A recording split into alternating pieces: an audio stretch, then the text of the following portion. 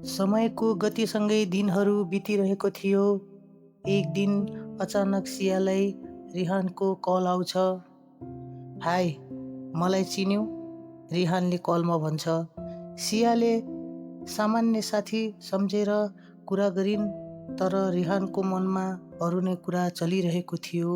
उसले बिस्तारै सियासँग नजिकिन प्रयास गरिरहेको थियो। उता आयानले सियालाई कल प्रयास गरिरहेको थियो, तर सियाको फोन व्यस्त भनिरहेको हुन्छ। आयान भित्रभित्र बेचैन भइरहेको थियो। त्यस रात आयानले सियालाई कल गर्यो र सोध्यो, सिया, आज तिमी धेरै व्यस्त थियौ हो?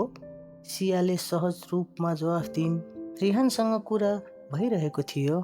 रिहानको नाम सुन्ने बित्तिकै आयानको मनमा एक किसिमको पीडा उत्पन्न भयो र उसलाई पुरानो डरले सताउन थाल्यो। आयानले आफूलाई धेरै सम्झायो, सियाले मलाई माया गर्छे, मैले उसलाई विश्वास गर्नुपर्छ। तर मनभित्र कतै डरले सताइरहेको थियो। अर्को दिन साँझ सियाले आयानलाई कल गरिन्, तर आज आयान पहिले जस्तो खुला थिएन। तिमी ठिक छौ? सियाले सोधिन्। हजुर, आयानले छोटो उत्तर दियो।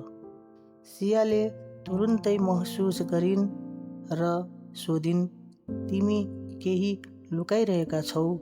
आयानले केही बेर चुप रह्यो अनि भन्यो, रिहान अझै पनि किन तिमीसँग बोलिरहेको? सिया अलि रिसाइन्। आयान, के भनेको? रिहान मेरो साथी मात्र हो, तिमी किन धेरै सोचिरहेको? किनभने म तिमीलाई गुमाउन चाहन्न सिया, आयानले भावुक स्वरमा भन्यो। सियाले लामो सास फेरिन् र भनिन्, माया भनेको विश्वास पनि हो आयान। त्यो वाक्यपछि केही समय दुवै मौन रहे। पहिलो पटक उनीहरूको कुराकानीमा हल्का दूरी महसुस भइरहेको थियो। एकछिनमा फोन काटियो। त्यो रात धेरै बेरसम्म सियाले न कल गरिन् न कुनै म्यासेज। आयान मोबाइल हेर्दै बसिरह्यो।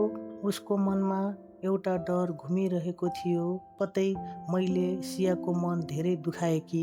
उता सिया पनि निकै विक्षिप्त भएर झ्याल बाहिर हेर्दै आफ्नो आँसु पुछिरहेकी थिइन्। उनीहरूले एकअर्कालाई धेरै माया गर्थे, तर भन्छन् नि, जहाँ माया हुन्छ त्यहाँ डर पनि हुन्छ, कतै टाढिनु पर्छ कि भन्ने। अहिले त्यही अवस्था चलिरहेको थियो।